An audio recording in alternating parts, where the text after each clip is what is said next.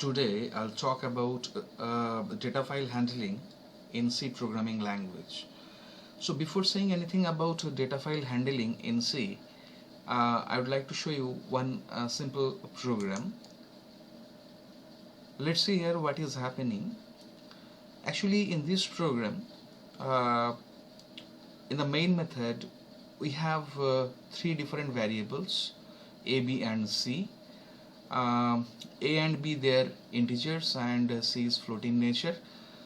So after declaring these variables, I have entered two integers from the input interface, that means keyboard, and after that I have calculated the average of these two numbers, and that average is stored in C, and then I have displayed the value of A, B and C here.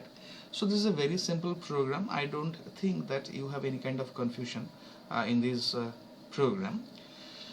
Now probably one thing you have noticed, that whenever we execute this program, we need to enter the value of A and B from the keyboard.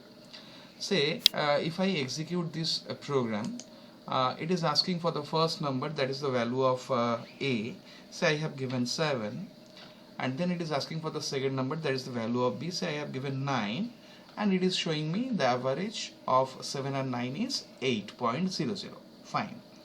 Now once again, if I run this program, again it will ask me to enter the value of A. So this time I have given something, say 5 I have given, and the second number, say I have given 9.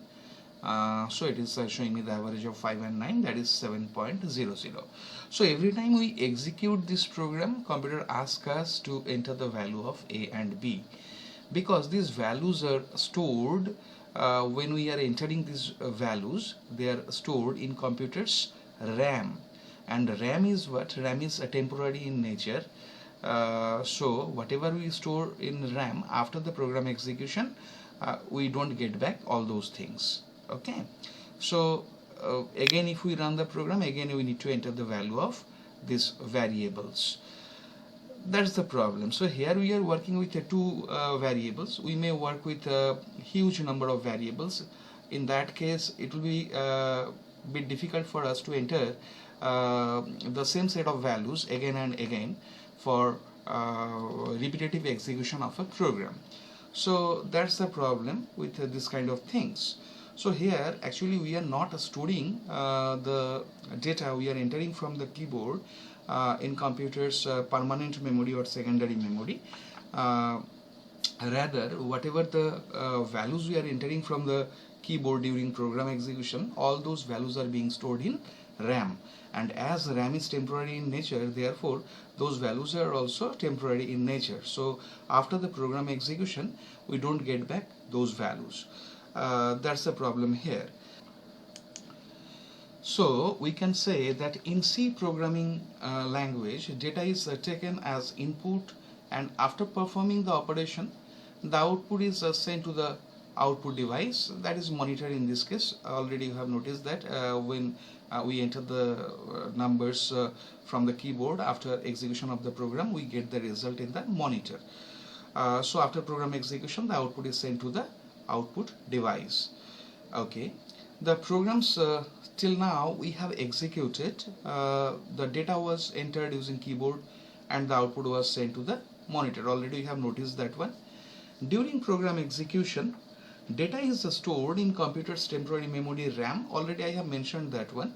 In this case, the main problem is after the program execution, we cannot get back the entered data. So you have noticed that when I have executed the program second time, again I had to enter the numbers from the keyboard, so I did not get back those data whatever I have entered at the first time. As a result, to work with the same dataset again, we need to re-enter the dataset, which is not a very efficient process. Say you are working with 100 integers, so 100 integers once you have entered, so again if you need to execute the program on same set of data, so again you need to enter same 100 numbers or integers from the keyboard. So it is going to be a difficult task for you. You may miss any number, or you may make any mistake while entering the numbers. So as a result, you will not get the correct result as the output of the program. To overcome this problem, data can be stored in a disk file, which can be used to supply data to a program whenever required. So we know that in this kind of programs, data, whatever we are entering, all are being stored in computer's RAM, which is temporary in nature. So instead of storing the data in RAM, if we are able to store data in computer's secondary memory, then definitely whenever data will be required, we can collect those data from secondary memory, and secondary memory is permanent in nature. But how can we store permanently data on a secondary storage? Actually, we need to store data in a file, and the file which contains data in a secondary storage device, that file is called a data file. All right. So this concept of storing data in one or more disk files has introduced the concept of a database program, an application program that deals with multiple data files and performs the operations. In a C data file, data is stored in a character format. So when we store data in a file which is supposed to be stored in secondary storage device or disk, there the data will be stored in a character format. In this format, what happens? In this format, each character takes 1 byte space to be stored in computer's memory. So whatever we are storing, all those will be stored in the form of characters, and each character will take 1 byte space to be stored in computer's memory. Generally, the files having the extension names .com, .bat or .exe get executed automatically. So we know that in case of a file, if it is having an extension name .bat or .com or .exe, that file is a executable file, and that will be executed automatically.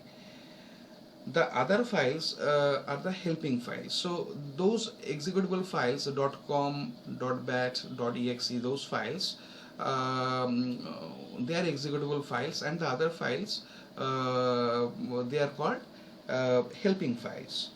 And helping files for what? Helping files for performing any operation in a computer. In C, there are many inbuilt functions to perform different operations on data files.